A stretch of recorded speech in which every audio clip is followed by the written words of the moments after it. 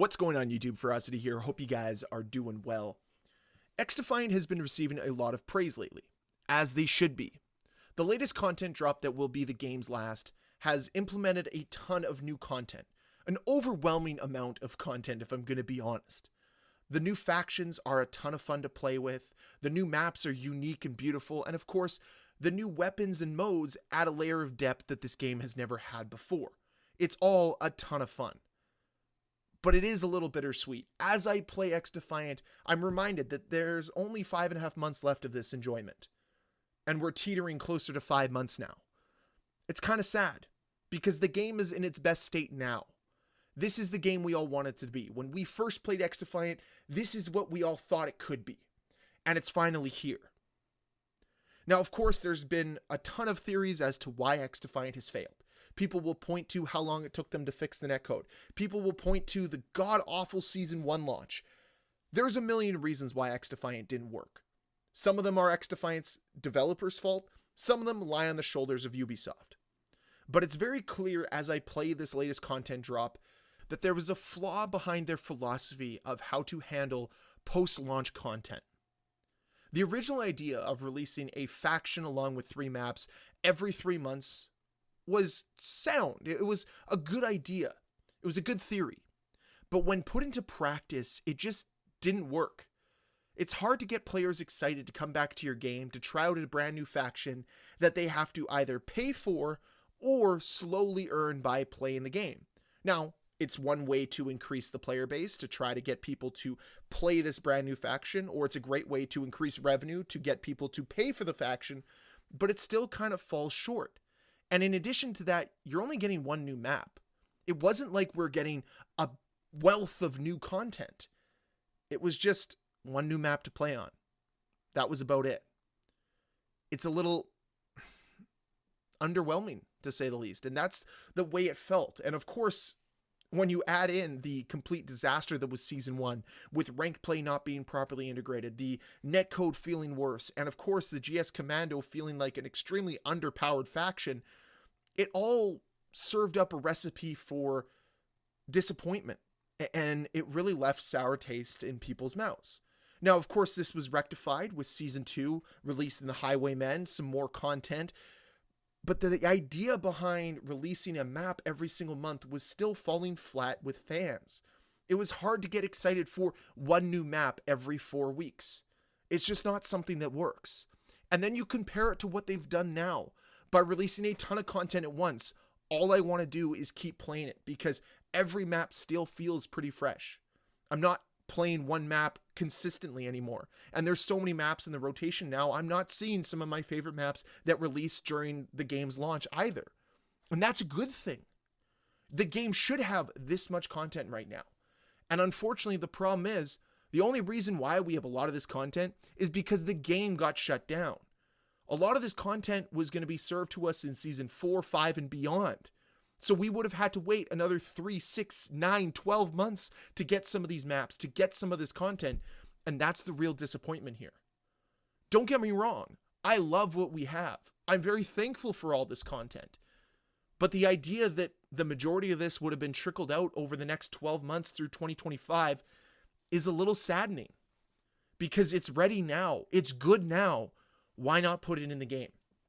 And this is why I want to criticize this idea of 3 maps every 3 months. It wasn't a good idea. And it hindered the game's ability to really generate hype and excitement.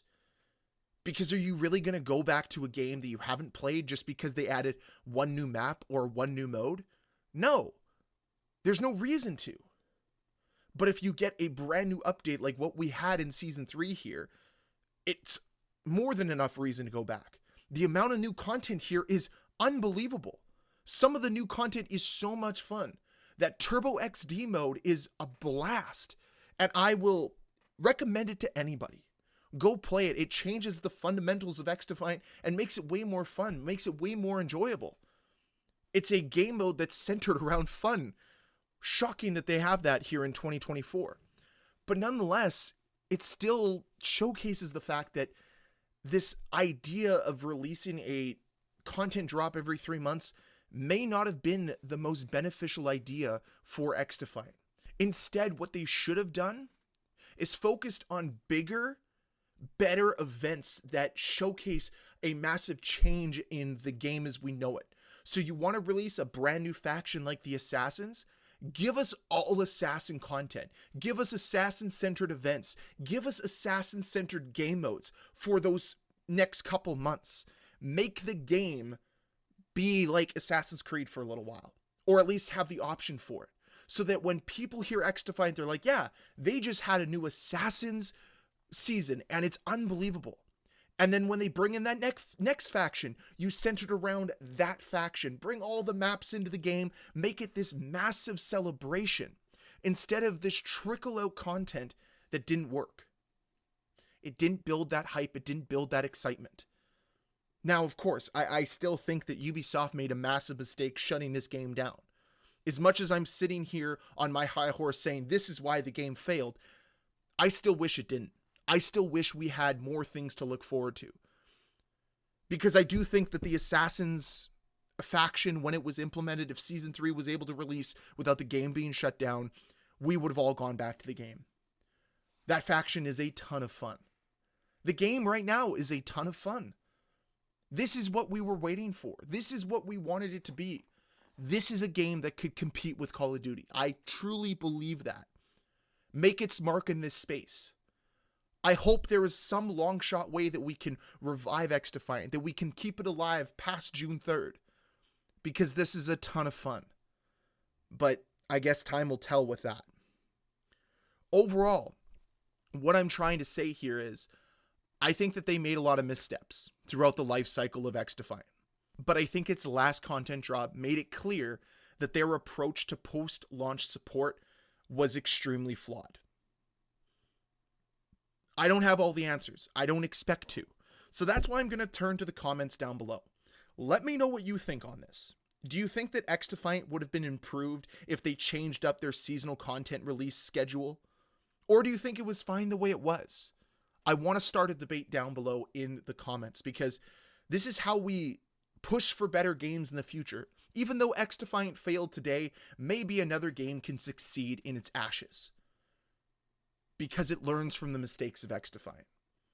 That's what I'd like to see. So I hope you're kind of on board with that too.